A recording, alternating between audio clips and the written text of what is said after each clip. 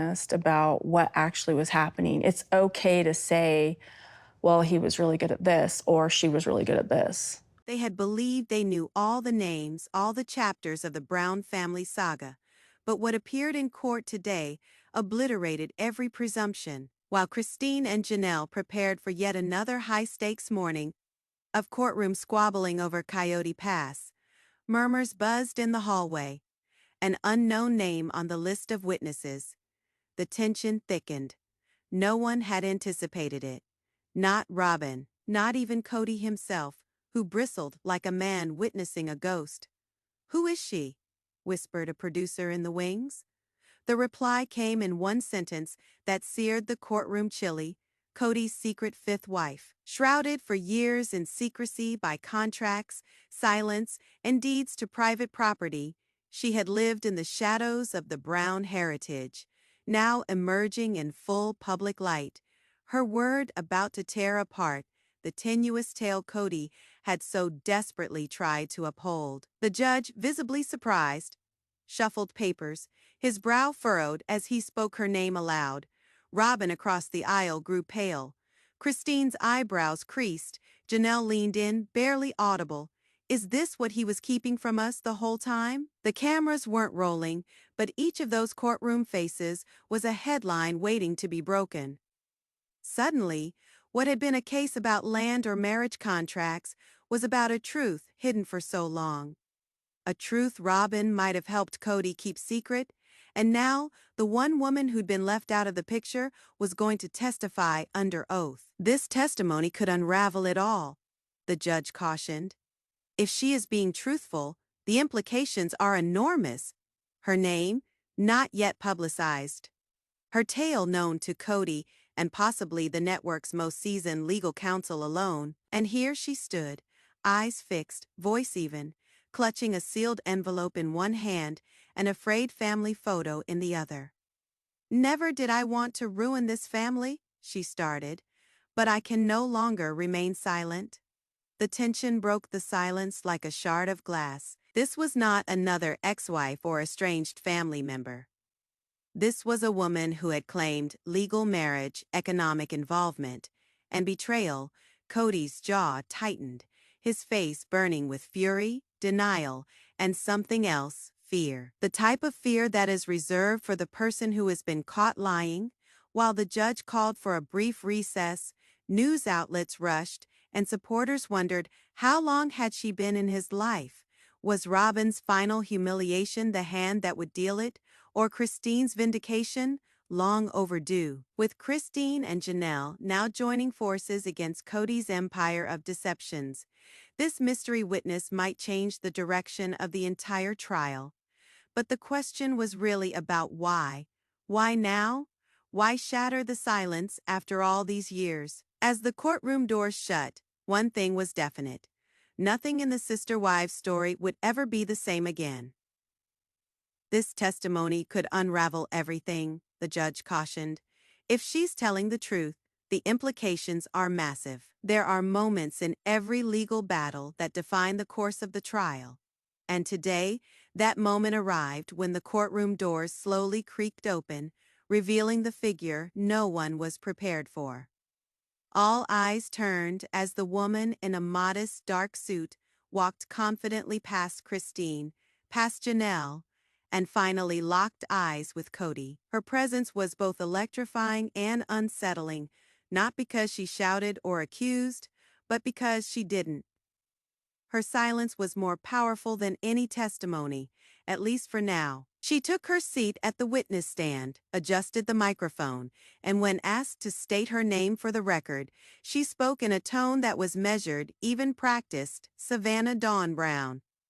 A stunned gasp echoed through the chamber, not because of her name, but because it wasn't the name they expected. Brown, she had taken his name, and with it, the implications were clear. This wasn't a fan, a fling, or a fabricated drama. She was, by her own declaration and evidence yet to be seen, his legal wife, the fifth wife, hidden, suppressed, buried beneath layers of NDAs and hush money.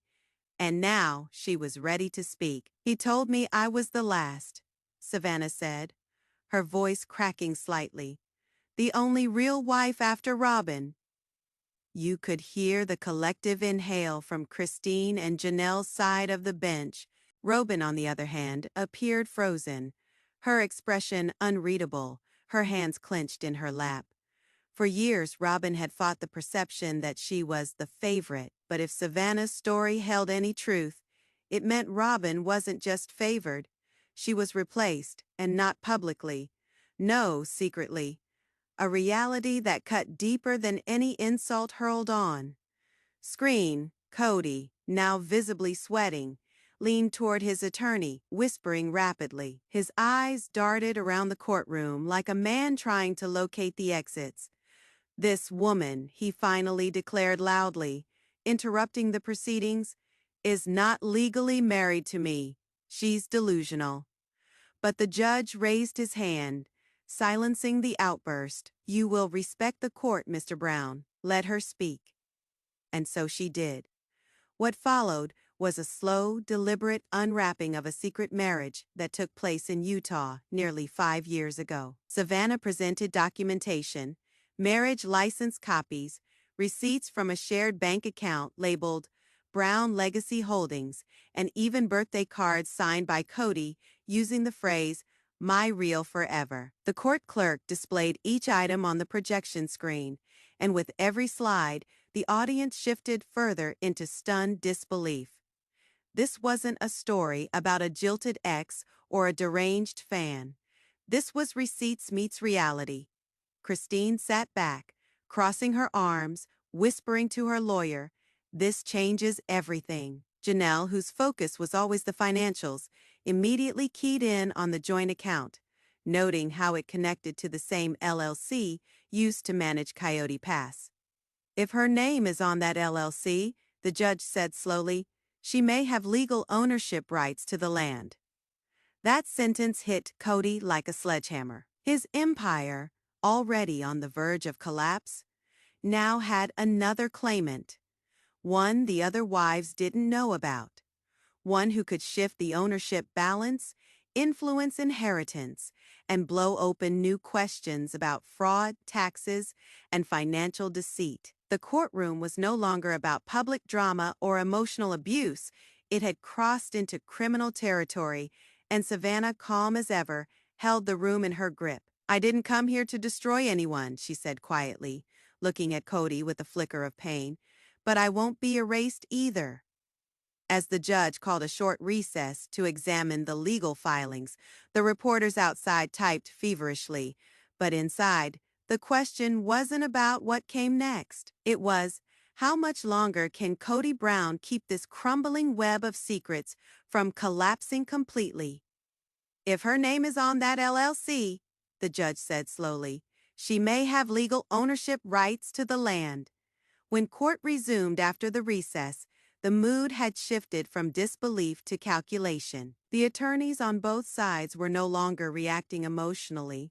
They were strategizing. Christine's legal team, always quiet and methodical, now had something powerful in their arsenal. A new witness who wasn't just tangential to the family legacy, she was embedded within it. Janelle sat forward in her seat, her notepad filled with scribbles and diagrams, whispering furiously with her lawyer. But it was Robyn who looked the most shaken.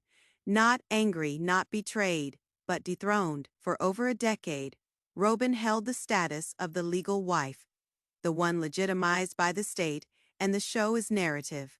But as Savannah continued her testimony, it became clear. She had been living in the margins, not in shadows, but in a carefully constructed silence. Savannah described in heartbreaking detail the life she was promised. "He told me the cameras were too toxic, that our love was meant to be sacred, not for reality television." The court grew pin-drop silent. "He bought me a home outside Flagstaff, not a mansion like Robyn's, but quiet. I kept away like he asked. I waited for my time to be public." Her voice cracked, and even the judge looked briefly moved. The drama wasn't just in the scandal, it was in the betrayal of belief. She believed him when he said she'd be brought into the fold. She waited, she protected the secret, and now, as she watched him deny her publicly, under oath, she was finally breaking. He told me I was his redemption, Savannah whispered, that the others didn't understand him the way I did. That's why I stayed hidden. The gallery rippled. It was a haunting echo of what Robyn had once claimed on the show, that Kody had told her she was the reset. And now it was being repeated, recycled, repurposed. To another woman, Christine leaned over to her attorney. He reused the same lines. The lawyer nodded. And now we have it on record. The judge leaned forward, interjecting. Miss Brown, can you verify if Mr. Brown provided you access to any financial accounts, deeds, or property-related transactions connected to Coyote Pass? Savannah nodded, reaching into her leather folder. She pulled out a bank statement and presented it to the court. He transferred $38,000 into my account under a note labeled CP Renovation Share. I didn't know what it meant until now.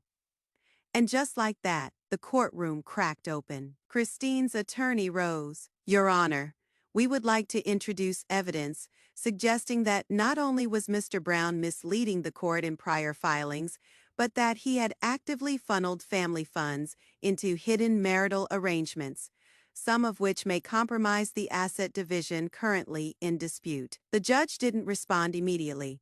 He turned to Kody. You were warned about full disclosure under oath. Mr. Brown, this evidence suggests not just omission, but deception. Kody stood, flushed red, trying to speak. But his attorney quickly pulled him back down. The damage was done. The courtroom, packed with press and public alike, had just watched the unraveling of a decades-long narrative, one that now included another woman, another betrayal, and another explosive twist in the battle over Coyote Pass. He told me I was his redemption, Savannah whispered, that the others didn't understand him the way I did. That's why I stayed hidden. The judge announced an evidentiary hearing to review the validity of Savannah's documents. Christine's side looked poised. Janelle looked ready for war. Robyn just looked lost. Because if Savannah's deed evidence was real, everything Kody told the court about Coyote Pass, the money trail and his marital status, just became a ticking legal time bomb.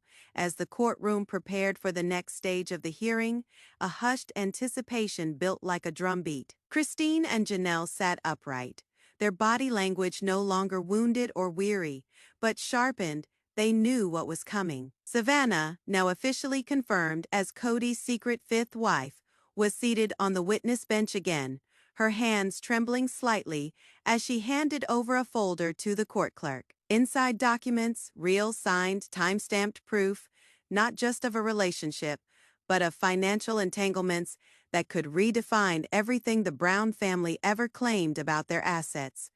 The judge, clearly aware of the legal tightrope he was about to walk, flipped through the first page. Silence. Then, Mrs. He paused, searching for the correct legal term. Brown, can you explain these notarized papers indicating a joint trust account opened in your name and Mr. Kody Brown's, dated 2 years prior to his divorce from Meri? The courtroom exploded in gasps. Cameras clicked, pens scribbled. Robyn's eyes widened in panic. Kody buried his face in his hands, and Christine leaned toward her attorney and whispered, "That's exactly what we needed." But this wasn't just a betrayal of emotion, it was a betrayal of contract, of law, of oath. Savannah took a deep breath. He said he couldn't legally marry me, but that we would build our future together in secret. He opened the account to manage what he called our portion of the family land, because he believed Christine and Janelle would eventually walk away. Jaws dropped. He had been planning the fallout before it ever happened. Before the world saw his polygamous kingdom crumble on camera, he was already digging the legal tunnels to preserve a new empire in private.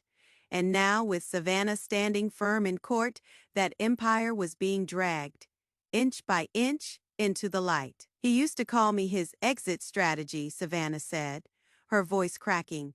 I didn't know I was helping him destroy the family. Christine's attorney stood and submitted the papers as evidence of marital fraud, proposing that this secret financial channel be investigated for its connection to Coyote Pass. This wasn't just another emotional gut punch, it was a legal nuke. If Kody had used family assets or profits from the TLC show to fund accounts tied to a woman he denied existed, he could face federal scrutiny, not just civil damages. And that's when Robyn stood up. In a voice barely audible, she asked the judge to speak. Cameras pivoted. Every face in the courtroom turned. Her lawyer looked horrified. "Your Honor, if I may, I was never told about these transfers. I was under the impression that Kody's finances were transparent. He made me believe we were united." The judge stared at her. "And yet you hold controlling interest in the Coyote Pass property, do you not?" Her lips parted. "Yes, but I thought it was for all of us." Her voice trembled, the mask cracking. But it was too late. The judge's face hardened. "If that is true, then I must advise you that ignorance of such financial misconduct does not protect you from its consequences." And suddenly, Robyn wasn't the protected one anymore. The courtroom fell into a weighted silence, the kind that descends when truth cuts through legacy. Robyn lowered herself slowly back into her seat, her hands trembling, not out of shock, but from the realization that her protection was no longer guaranteed. Kody sat frozen, lips pursed tightly, the weight of his empire hanging from the thin thread of his silence. He hadn't just lied to the public, he'd lied to the court, to the wives who built his fame, and now to the one woman he claimed to have chosen above all others. But it was Savannah who delivered the next hammer blow. The judge, now visibly alert and commanding, addressed her directly. "In your affidavit, you reference a cabin purchased with funds from the joint account. Where is this property located?" Savannah reached into her purse and produced a photo. The gallery strained forward. In the image, a modest wooden structure, unmistakably situated on the outer border of Coyote Pass. Gasps filled the room. Christine's attorney seized the moment. "Your Honor, we request that this property be included in the forensic review of all Brown assets tied to Coyote Pass. Its location and its concealment make it critical to this investigation." Kody's face drained of color. This wasn't just about emotional betrayal anymore. This was property fraud, wire transfers, and concealment of marital assets. If he had used shared money to acquire land in the name of a woman he denied existed, it could constitute not only civil deception, but criminal intent. "I was told to keep quiet," Savannah revealed. "But now I realize I was hiding evidence, not just a relationship." Janelle clenched her jaw. Christine, fists tight in her lap, leaned back in vindication. This was the moment they had been waiting for, not out of vengeance, but for justice. Because while Kody paraded his image on television as the misunderstood patriarch, he was privately rewriting the legal history of the family, constructing a new dynasty on paperwork that no one else was allowed to see. And that paperwork was now in the hands of the court. The judge turned to Kody. "Mr. Brown, you are hereby instructed not to transfer, sell, conceal, or in any way alter any property or financial accounts listed in the submitted exhibits, pending further judicial review. Any such action will be considered contempt of court." Kody nodded stiffly, his lips pressed into a grim line, but the damage was done. The courtroom murmured with disbelief. Reporters whispered into their recorders, and Robyn stared at the floor, her eyes unfocused. For the first time, it was clear to everyone in that room, Kody Brown's empire was built on secrets, and the locks had just snapped open, and they hadn't even reached the cross-examination. As the judge called for the next round of testimony, the air inside the courtroom had grown sharp, like the edge of a blade ready to cut through decades of deception. All eyes pivoted to Kody, whose typically confident swagger had been reduced to a rigid stare and trembling lips. He had not anticipated this. Not Savannah on the stand, not the photo of the hidden cabin, and certainly not the request for forensic examination of his private accounts. But what came next would be the unraveling of his entire control structure. The prosecution stood, adjusting his tie, as he walked deliberately toward Kody's seat at the defense table. "Mr. Brown, you claim Savannah is mistaken, that there is no secret wife. Yet the deed shows your signature. The transfer dates overlap with your family's joint finances. Are you prepared to tell this court that these are coincidences?" Kody shifted uncomfortably. "There are things you wouldn't understand. Spiritual callings, responsibilities." The room tensed. It was a non-answer, and everyone knew it. Christine leaned over to her attorney and whispered. Her eyes narrowed. "He's spinning again, just like on the show." The prosecutor pushed further. "Is it or is it not true that Savannah, who has just testified under oath, is the legal owner of a property purchased with joint family funds?" Kody's jaw clenched. "I didn't read the paperwork thoroughly." The judge's gavel slammed down like thunder. "Mr. Brown, this is not a network special. You are under oath. You have now admitted, in open court, to authorizing a property transfer without full disclosure to the other spouses involved in the financial agreement." The audience gasped as Savannah, eyes brimming with tears, whispered, "He promised I'd never have to testify, because he said no one would ever find out." The courtroom became a crucible of emotion. Robyn was visibly sweating now, dabbing her face with a tissue while trying not to make eye contact with anyone. Janelle's hand had moved protectively to her chest, the stress visible in her shallow breathing. Christine, however, sat eerily still, composed, but not calm. Her stillness radiated fury. Her silence the kind that storms are born from. The judge didn't miss a beat. "I am issuing a formal court order for the full release of all financial records from Kody Brown and associated business accounts under his name, including property deeds, LLC filings, and non-disclosed marital agreements." Kody muttered under his breath. A reporter in the front row jotted it down instantly. "This is a witch hunt." But this wasn't witchcraft. It was forensic reality. The courtroom, once skeptical of these emotional testimonies, had now shifted decisively. The facts were no longer hidden. The judge, now animated, had begun to question why Kody's name was on financial agreements for a woman the family and the public were never told about.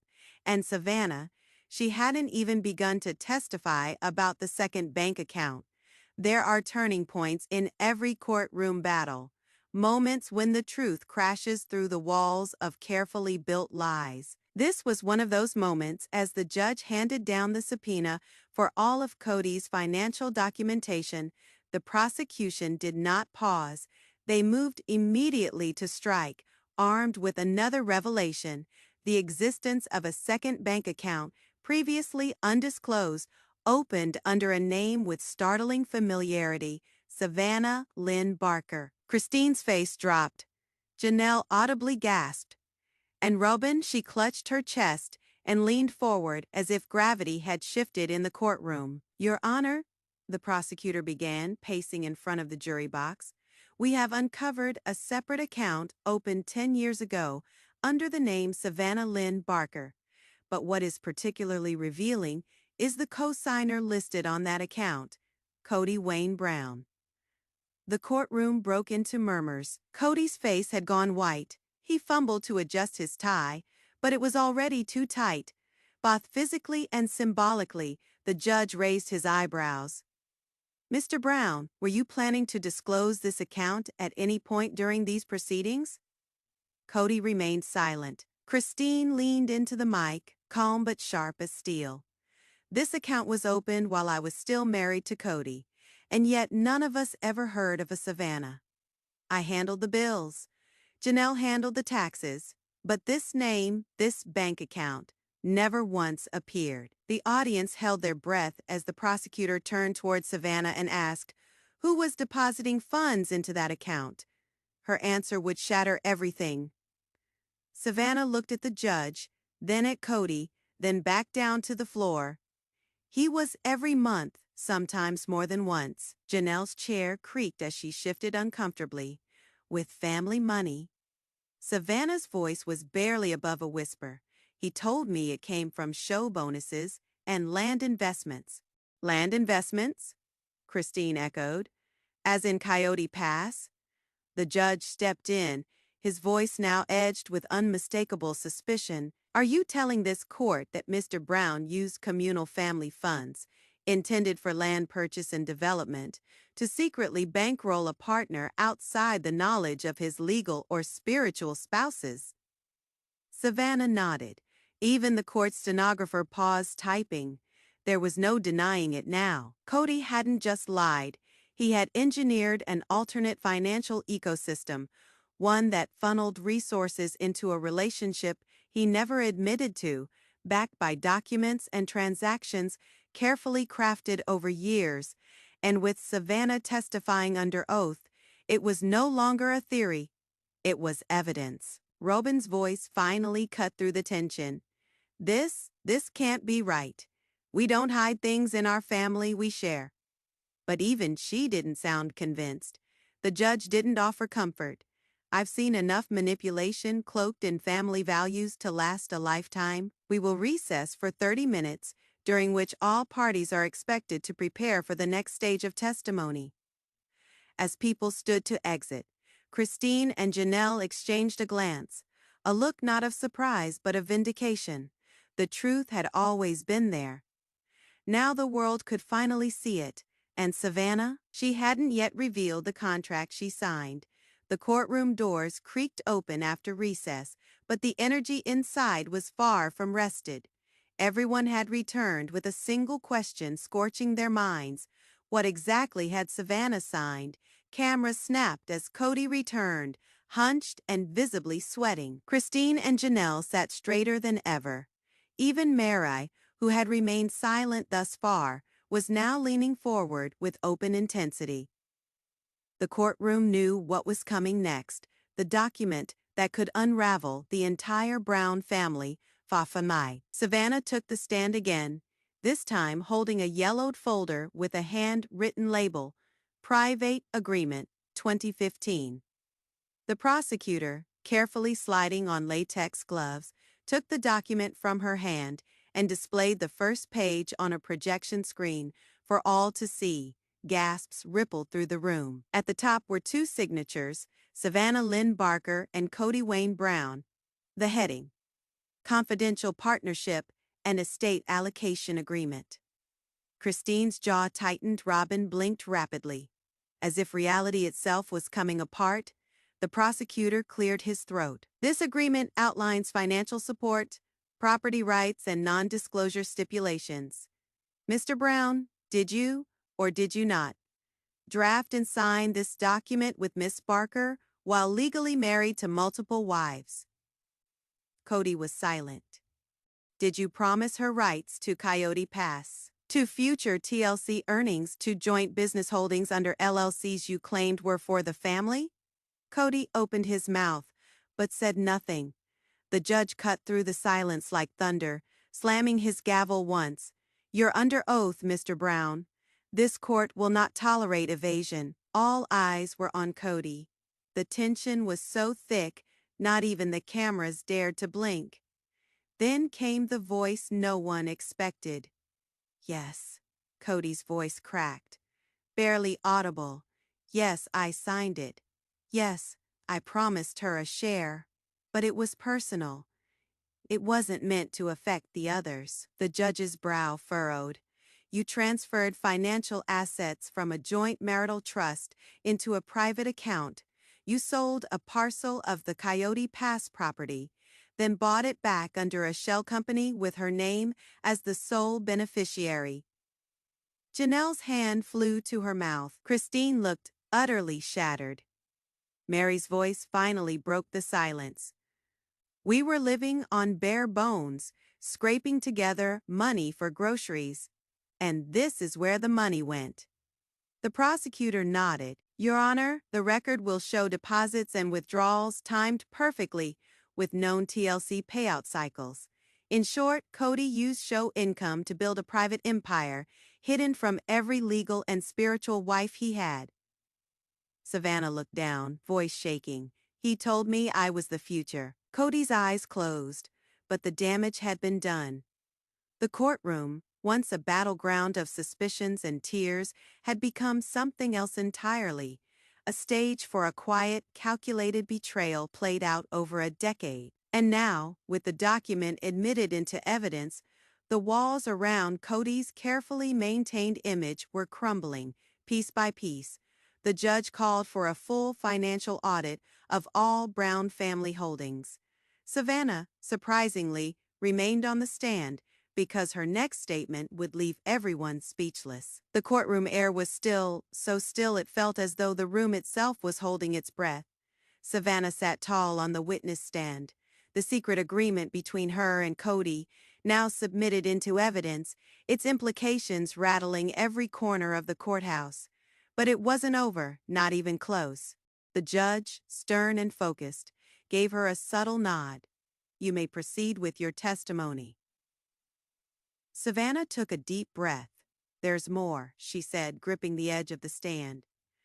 Kody didn't just promise me a future, he built it, for me using everyone else's sacrifices. The gallery murmured. She opened a second folder, one she had kept hidden beneath her coat all this time inside, monthly bank statements, company registration documents, and title transfers, all pointing to one startling truth. Over the span of 8 years, Kody had created and funneled assets through an LLC named Brown Heritage Enterprises, with only 2 authorized signatories, himself and Savannah Barker. Your Honor, the prosecutor announced, these records show tens of thousands in monthly transfers from the Brown Family Trust into this private entity. At the same time, family members were told funds were unavailable for medical bills, property taxes, or basic household repairs. Robyn gasped audibly. Janelle stared forward, frozen in place. Christine's hands gripped the table with such force, her knuckles turned white. Even Meri's trademark composure cracked, her lips quivering, eyes locked on Kody, and then Savannah dropped the final bombshell. I was instructed never to speak about this unless things went too far. I guess we're past that now. The courtroom exploded in whispers. The judge ordered silence. Savannah, the prosecutor continued gently, was there a moment where you realized the scope of what you were part of? Yes, she said firmly. It was when he asked me to sign over my shares of Coyote Pass back to him in exchange for a property in Nevada. He said, if things go wrong with the other wives, I'll need control. That's when I realized I wasn't being protected. I was being used. Kody stood up suddenly, voice trembling. That's not what happened. That's not how I meant it. Sit down, Mr. Brown, the judge thundered. Security stepped forward instinctively, but Kody backed down, running both hands through his graying curls, his breath heavy and uneven. Savannah stepped down from the stand, the weight of her words still reverberating like aftershocks. As she returned to her seat, the camera panned across the courtroom, broken trust written on every face, and Kody finally looked truly alone. The judge turned to the gallery. This court will now hear from the forensic accountant.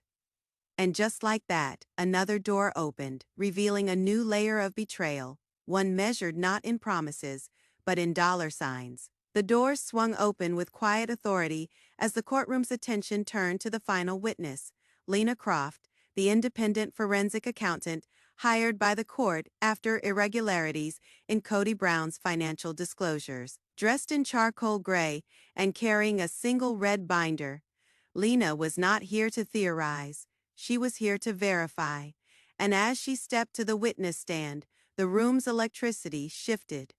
Something final was coming. I reviewed 12 years of financial transactions. She began, her voice calm but firm. What I discovered were at least 17 separate transfers totaling approximately $4.9 million across 5 LLCs, 3 of which list Savannah Barker as co-owner, but, she paused, flipping a page, all were initiated by Mr. Kody Brown. The courtroom gasped. These transactions were made without any disclosure to the original Sister Wives property agreement.